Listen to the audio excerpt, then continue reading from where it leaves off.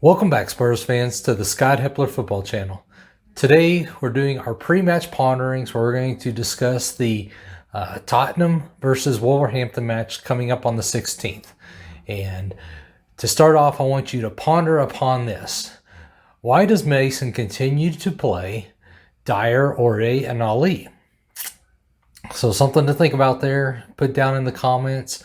If you haven't subscribed yet, please subscribe, support the channel. I definitely would appreciate it. It helps me keep going, helps me know what's doing well and what I should continue doing for the audience and what I do enjoy doing. And with that being said, let's talk about that ponder question. Why is it that we continue to see Aurier, Dyer, and Ali, specifically Dyer and Aurier, when they continue to make mistakes? Is it something that Mason's being told to do, to play these players? Because in my mind, they have not played well enough to continue to get starts. All three of these, even Ali, he's not been terrible, but he's not brought anything to the table, really. Not what we need out of that cam position. So, in my mind, he either is continuing to play the people he knows and he's comfortable with from his academy days, his playing days, and etc., over players that have better quality and have proven that over this season. And to me, he mentioned in his press conference or something this week about, he was asked why Rodon's not getting an opportunity, because Rodon had been playing up until Jose was cut. And he had actually been the best defender that we had in the matches. Now, we weren't winning all those matches, but he was by far the best defender. And Mason's comment when asked that why Rodon's not playing was, well, first he wanted to make some continuity for the upcoming cup match. Kind of get that, but you know what? We need to make top 4, top 5. To me, it's more important than winning the Carabao Cup and getting a little bit of silverware. That's not going to do a lot to help us out for next season and get us into some sort of European competition, where playing your best defender in the match previous to the Carabao Cup and after, he's not been doing that. And his reasoning was not good in my mind. And then on top of that, he also compounded with that answer with, well, he's just not that high in my pecking order as far as center backs. And I'm like, okay, how is he not that high in your pecking order when for a good, 4 to 6 game match that he was playing pretty much every match, that he was the best defender? It was not arguable. I mean, there were some not great performances by the defense, but he was by far the best defender we had out there. And he just does not rate him. Now, to me, that's a lack of either Mason doing his due diligence when he came on as the manager and evaluating previous tape and things and really sitting down and doing his homework to figure out, okay, who are my players that have been my solid players, at least in the last 5, 10 matches, whatever, and coming up with a good, solid squad rather than just going with people he knows. Because at this point, that's all he's doing. Or he's being told to play these players. That's all he's doing. He cannot rationalize why he keeps playing Dyer, Aurier, and Ali when they're not doing anything productive for the team. And in many ways, they're actually hurting the team, especially when you talk about Aurier and Dyer. So it's very frustrating, the lineups he's been putting out. And if he's being told that, I understand a little bit, but at the same time, if he's being told that, I get he's probably being told by Levy or someone well above him, and that's your boss. I get that, but at the same time, this is also a snapshot into what you would be as a manager. And if that's what you're putting out there, and this is what you're coming out and telling the world, hey, this is the kind of manager I am. I'm going to play the people I know and the people I'm comfortable with, regardless of whether they're the best people or the people that actually help the team win. That speaks to him too, in my mind. So, I mean, it's kind of unfair, but it's also, as a manager and someone that's in that position, you got to be able to manage up and say, you know what, Levy, I'm not going to play these guys. I don't care if you're trying to sell them or not.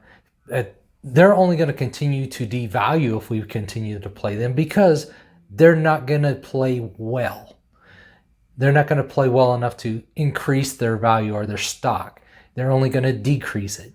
And if he can't manage up, what we call managing up, he probably shouldn't be in this position. Not now and not going forward unless he learns that skill set down the road, because it's not working well for the Spurs. We've had a number of opportunities and we've really botched them. So let's get into talking about the match and such here. Right now, the Spurs sit 7th. We're behind, Liverpool, West Ham, Chelsea. Those are the real ones we're fighting for. And then Everton is also tied with us. So, this is, in Arsenal's only 1 point behind. So these next few matches mean everything, not just for potential contention for European competition next season, but, finishing above some of our bigger rivals too. And, I talked about it in my top 5 ponderings earlier this week, where I think we'll finish at this point based on where we're at. And it's not looking good for us. It does not look good at all. So, these next 3 matches are critical. This is going to be how this match goes is going to dictate, are we going to be top 7 or are we going to be top 10? So we're kind of working in that range of 6 to 7 to 10. 6 would be like over the moon, that if we actually accomplish that at this point. The way Liverpool's playing, and because they got the win over Man United, I don't think we're going to be able to push into top 5 at all. And Chelsea and West Ham and Leicester, they just aren't going to fall enough for us, at least the way we've been playing. And we've shown that we don't have that ability to be consistent enough to run off 3 wins in a row, especially against teams that would be what you would consider more of a quality opponent than what we've been playing, as far as some of the lower level teams that are down in the 17 and below. So when we look at Wolverhampton, they're sitting in 12th, so they're not doing quite as good.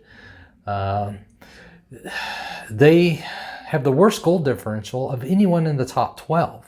So, that's something that they're struggling with ever since they've had their big injury to Raul Jimenez. He was their offense. It'd be kind of like us losing Kane and Song, what that would do to us, and the ability for us to be able to generate goals. It would be very difficult. So that, Jimenez is that for them. As far as goals scored, again, they're the fewest in the top 14. They've scored the fewest in the top 14 teams at 35, which means they only score about 1 goal a match. And that's, pushing it. So played 35, they scored 35. 1 goal a match. Pretty simple math there. As far as goals conceded, they've conceded the 2nd most goals in the top 12. So they give up a lot of goals, and that's where their goal differentials are very poor. So when we look at different teams they've played against recently, they don't score a lot, but they're not giving up a lot. The one, I guess, caveat to that is the Brighton match that they lost 4-0, but they've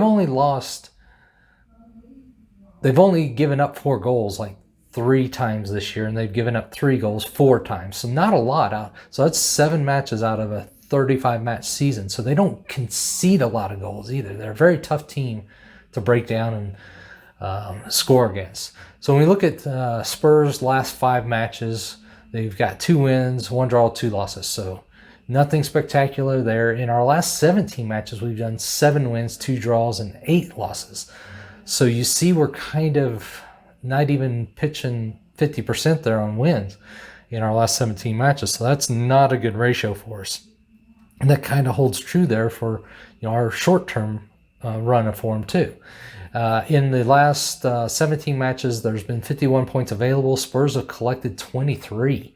That's pretty abysmal. It's a wonder we're actually in the position where we can even say, hey, do we have an opportunity to get anything as far as European competition? Like I said, Champions League to me is out. I pretty much think Europa is out. The only thing is the European Conference or whatever that new thing is that they've put together. I think in my mind that for European competition for the Spurs next season.